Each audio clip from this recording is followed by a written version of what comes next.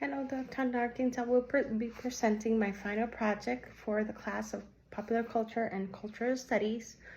For my final project, I'll be writing and analyzing two different films based on the Salvadorian culture. One of the films is called Illegal Dreams. In Spanish, it's called Sueños Ilegales. And this film is based on immigration and how a Salvadorian young man crosses with his brother the border. This movie, it's a biography, and also, right, talks about one of the why is it important to be here, what are the reasons why most of the people cross the borders and expose their lives, and so many risks just to get here, following the American dream. Also, I'll be analyzing another movie that it's very important. Talks about the Civil War that Salvador went through. This movie is called Voces Inocentes in Spanish, Innocent Voices in English, and this is one of the main causes why people actually started immigrating to the U.S. because of this war, because their lives were at high risk, their families were in a high risk. So this is a film that was based on 1986.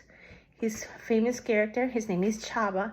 He's a 11 years old young boy from El Salvador. His father escaped to the United States because of the Civil War when Chava was only 5 years old.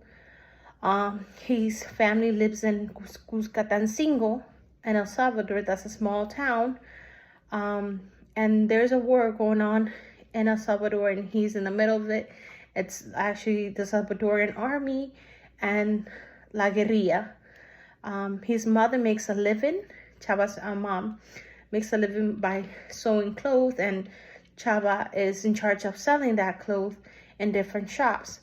When Chava is not in school, he actually starts working with a bus driver, announcing the different station.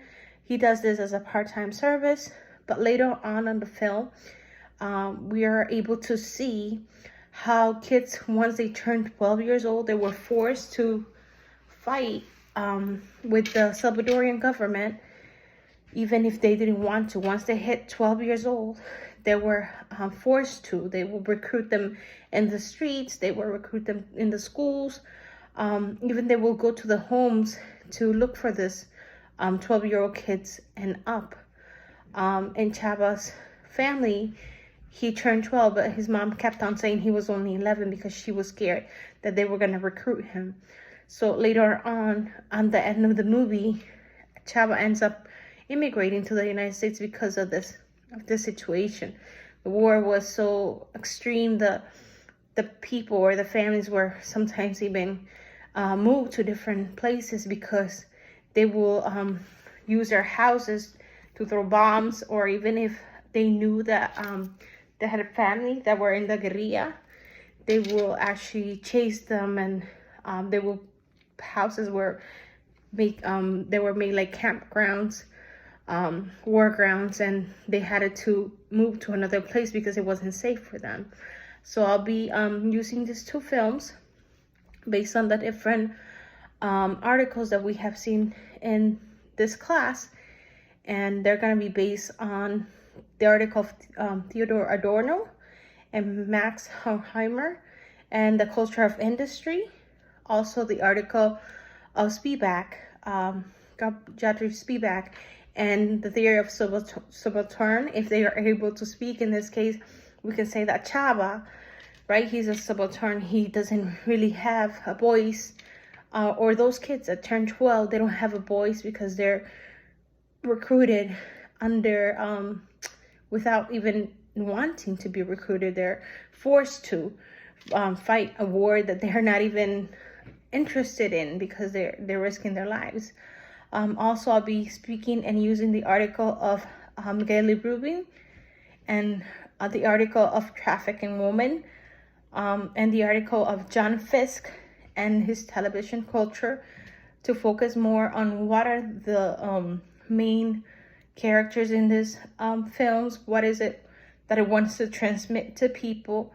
The lightning and the characters, the focus on and everything that it wants to transmit to a consumer that will be actually people that watch this type of films.